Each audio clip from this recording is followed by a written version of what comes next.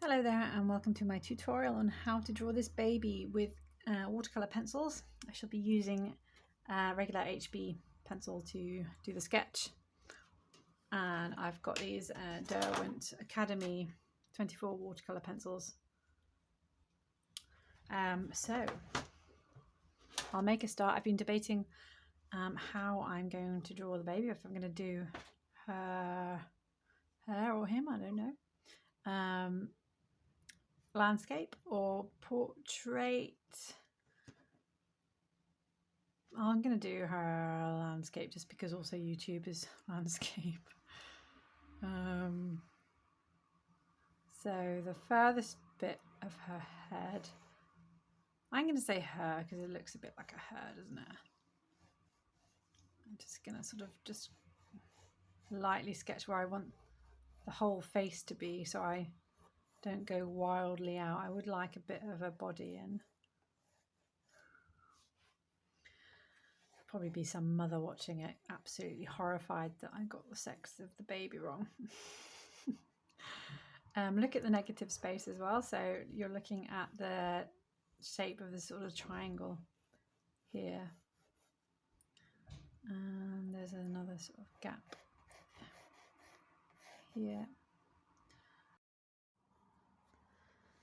I'm going to speed this bit up also because my mother came in whilst I was recording and had a go at the dog.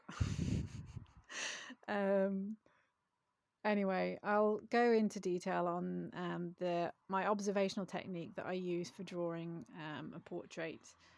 It's basically learning how to observe well. So where you're looking at drawing an eye, you might look horizontally from where the left eye is. Is that where the right eye is? No, it's not. Is it a bit below? Okay, well, do it a little bit below.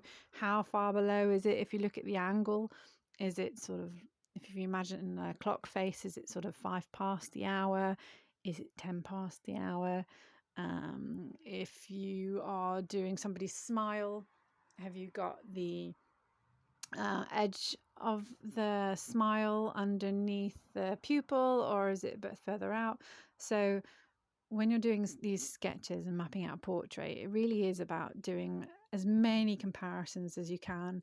And if something's not right with your portrait, it's because one of your comparisons isn't correct. You haven't observed well something, and you need to analyze again all of the angles, the distances, and you can start off doing that via, actually using a ruler and putting your portraits next to each other. But as you get more of an eye for it and you get used to drawing portraits, you'll have in your head already quite a good idea that, nostrils, the sort of the flap of nostrils go up.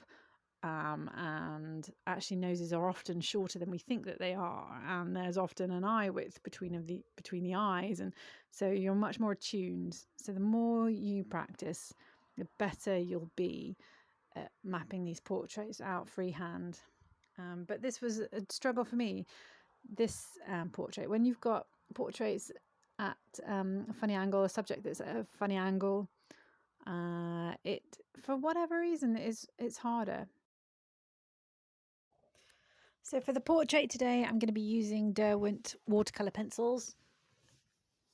These are quite a good set of pencils, great for doing portraits. Actually, there's quite a few portraity colours in there. This is Rose. I'm going in there with the base colour, and I'm just building up colour with a slightly darker colour where there's shading. And just at this point, my goal really is to just try and put as much tone as I can on, and I'll do some of the details. You can use a rubber to rub out the watercolor pencils, and that works actually quite well. You might have just seen that whizzing by. It's an electric rubber, which is actually really good. I like that. So yes, I'm going through with sort of darker colours, making sure that things like the eyes, the nose, the mouth have got tone in. Later when I go over with a brush, I'll make sure that I don't just blend it all together, but I'm you know, I follow the contours and the lines, the dark, so they're not all merging in together. There's in this set there's no sort of very dark brown, so I actually use black, which is something that's a little bit unusual for a watercolorist. You kind of don't generally use black too much. There are other different colors, and the theme, the general idea is that black just doesn't exist in real life. It's sort of a general mix of different things, not in nature anyway. So generally sort of tend to mix up other sort of dark colors, but with this pack there's not too many dark colors that I can use. So I've done the initial layer of sketching, and I'm now going through with some water. I've got my graduate Daler-Rowney sword brush here. It's 1/4 inch. It's one of my favourites. I think I actually decide to swap it in a minute with a slightly rounder brush. So I'm working from the lights to the darker areas, and that's so that the darker areas don't end up infiltrating the light areas that I've deliberately left. That's the round brush that I've also got. It holds a bit more water, so it's better for if you're trying to do larger areas. It's another Daler-Rowney one. It's just synthetic. A lot of people think you have to spend a lot of money on brushes, but all of mine are pretty cheap. All of mine are synthetic, or I have used non-synthetic ones. I've just found that they hold maybe a bit too much water, and it's quite difficult to control. So you can see I'm just where the water is, it sort of really makes the pencil pop. It's much more vibrant when you add the water. So still trying to follow the tone so that I'm not just merging everything that I've just tried to sort of carefully lay out with a pencil. Like I'm trying to keep the shaded areas shaded and the lighter areas light. So I'll speed this bit up, and you can see me do the rest of it, and really from here on out it's just a case of building up layers. So I'll wait for this to dry, add a few more layers of the watercolor pencil where I feel like it needs to be darker, and just keep building up the tone, keep going over with the water, making sure I'm following the lines and the contours and things, and yeah, job's a good one. And you can see I'm using my sword brush again now, which is the flat brush that's got an angle to it. So the more angled the edge, you can use the finer point to do little details, and then just use it the other side of it to flatten it out. So just building up colour, just adding some more colour here now since it's dried a little bit. I tend to jump around quite a lot with the watercolour pencils, just as I do the watercolour, because generally you're waiting for something to dry, so you might as well get going on another bit of the portrait. So I wanted a bit more definition around some of the facial features, so I'm just adding some more pencil. Found it quite difficult to get the darks very dark. I would have liked to have gone a lot darker on the hairline, but the as soon as you add water to the dark black pencil, it seems to get quite light. So it's just a case of building up tone, building up colour, adding the water. I did find with these watercolour pencils it's quite easy to, it does look a little bit patchy in places. I prefer using actual watercolours because you can control things like that more.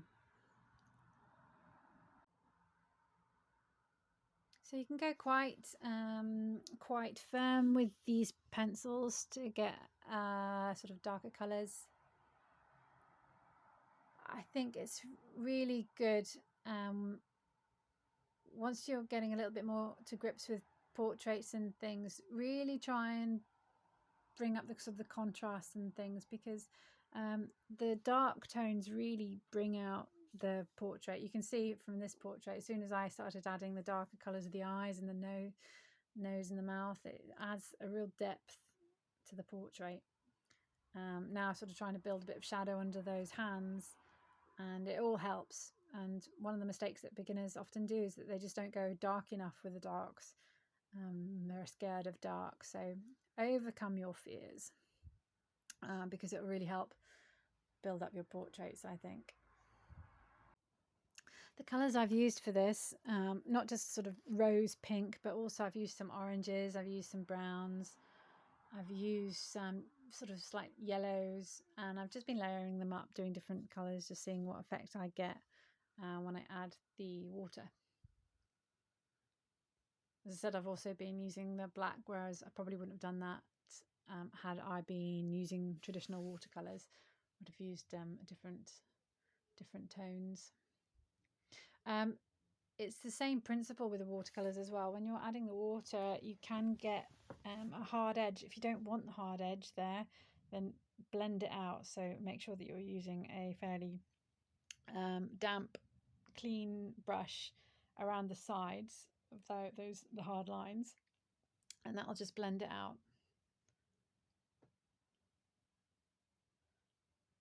Eyes are always a good idea if you leave a bit of a glint in the eyes. That really helps to make things sort of give a bit of life to the eyes. Just adding some background here. So I've got some grey. She's actually got a blanket behind her, so I wanted to add that in because actually otherwise her head could look a little bit squashed. And it wasn't squashed, it was just that it was lying on the blanket and there was a little bit of blanket covering it, so I decided to add in the blanket in the end. So do let me know if you give watercolour pencils a go. You're more than welcome to try it. This portrait, it's a copyright-free image that I found on Unsplash. I'll put the photographer's details underneath and in the video description. If you want to find the other prompts from the 30 Faces 30-day challenge and the other photos, then they are on my Facebook page, Sue Cooper Artist. Thank you very much for watching this video. If you'd like to see more, please like and subscribe and click on the notification bell, and I will be uploading some more shortly. Thank you very much.